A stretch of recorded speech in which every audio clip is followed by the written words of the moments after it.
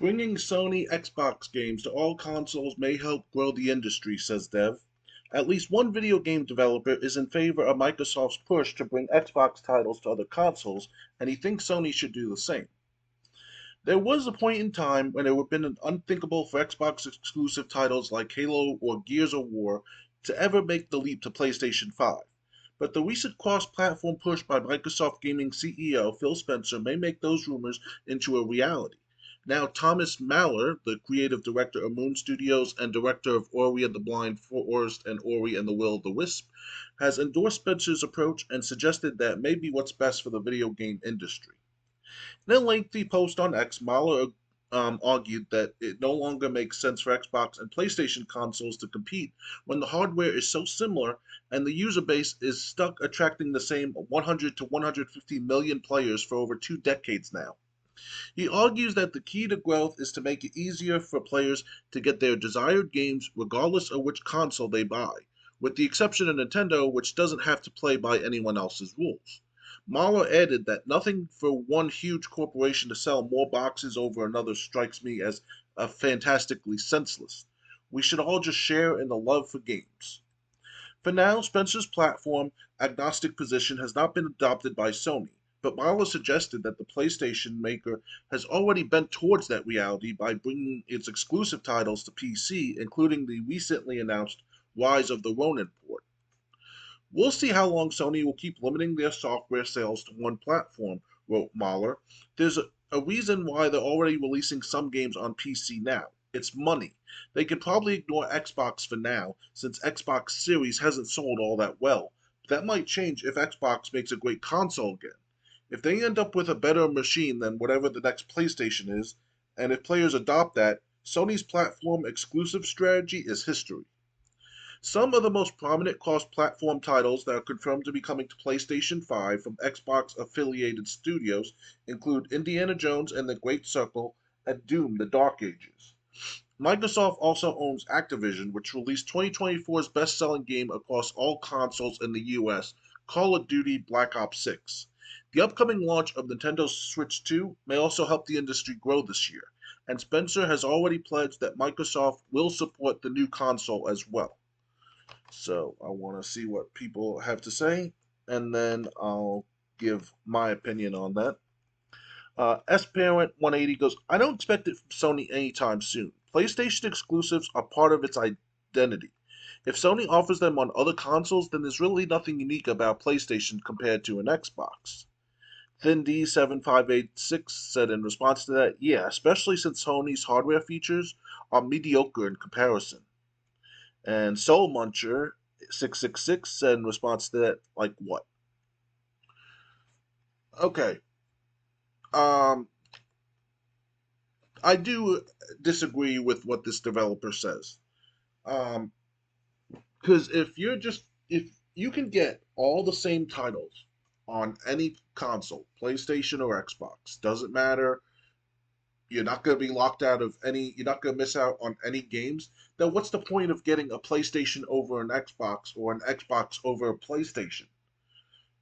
I mean, one thing that I've got hard on Xbox about is because if you're gonna bring over Gears of War and you're gonna bring over Halo, what are you getting in return? If I'm gonna bring over Gears of War, I want Killzone to come to Xbox. If I'm gonna bring over Halo, I want Uncharted to come to Xbox.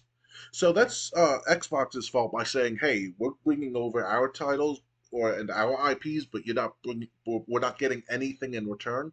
Pretty soon, Microsoft is gonna lose out on that opinion or that option because once all their IPs appear on PlayStation, PlayStation can just doesn't have to bring over anything.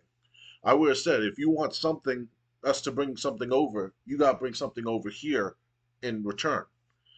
But the thing is, I mean, exclusives, that's one thing, and maybe that should be a thing of the past.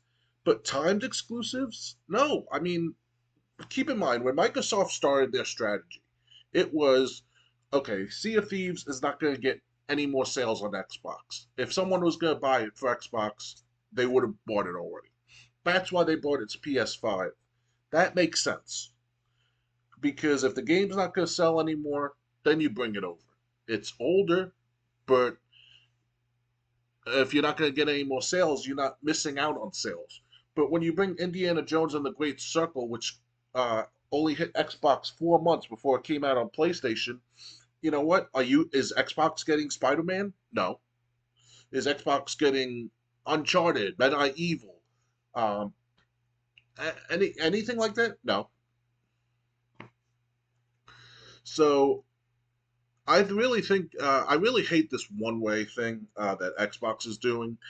And honestly, I don't think that every game should be available because, like I said, people are just going to get whatever's cheapest. If the lineup is not swaying your decision one way or another. When I got the Xbox One over the PS4, I had, I wanted to play Gears of War more than Killzone. I wanted to play Sunset Overdrive. I wanted to play Watch Dogs, which was probably on PS4 as well. Um, there were, and there were games that were available on both, which was like either or as far as I was concerned. But, it was the Xbox franchises at the time that made me get an Xbox One over a PS4. Like I said, Gears of War, I cared a lot more about than Killzone, even though I do like Killzone.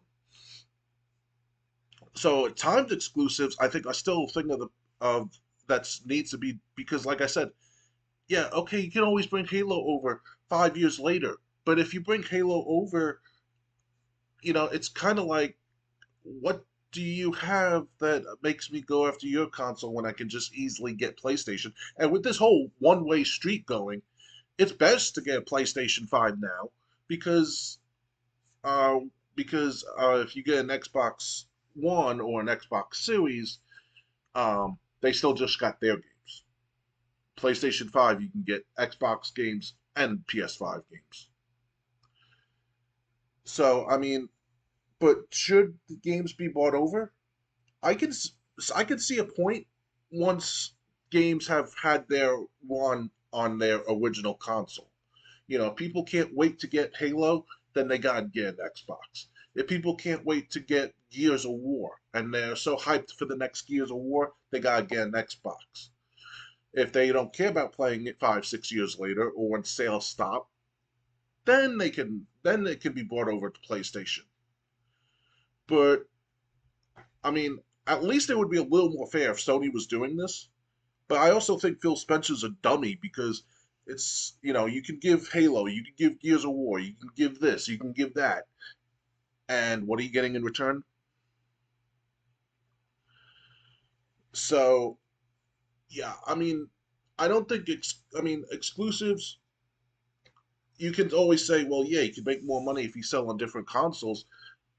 But if everyone can get any game, well, and they don't have to get your console to get it at first, at least, then you're really killing any reason for your console to be gotten instead of the other one. Then it's just a luck of the draw. So, yeah, I mean, I don't agree that timed exclusives should be a thing of the past because it's like when the Dreamcast died and Sonic Advance came out for the Game Boy Advance. Sonic appearing on the Game Boy Advance in 2002. If you didn't know Sega had thrown in the towel on consoles by then, you knew after that. So yeah, I completely disagree with what this developer said about um, at least not having timed exclusives. I mean, he said exclusives are a thing of the past, and both consoles should do the same. But but then what do you do with Nintendo? I mean, Nintendo doesn't seem to agree. They go, you want to play a Mario game, you gotta get a Switch. You want to play a Zelda, Kirby, you gotta get the Switch. Um, so obviously, there's still a thing to at least having your biggest characters, your biggest IPs exclusive to your console.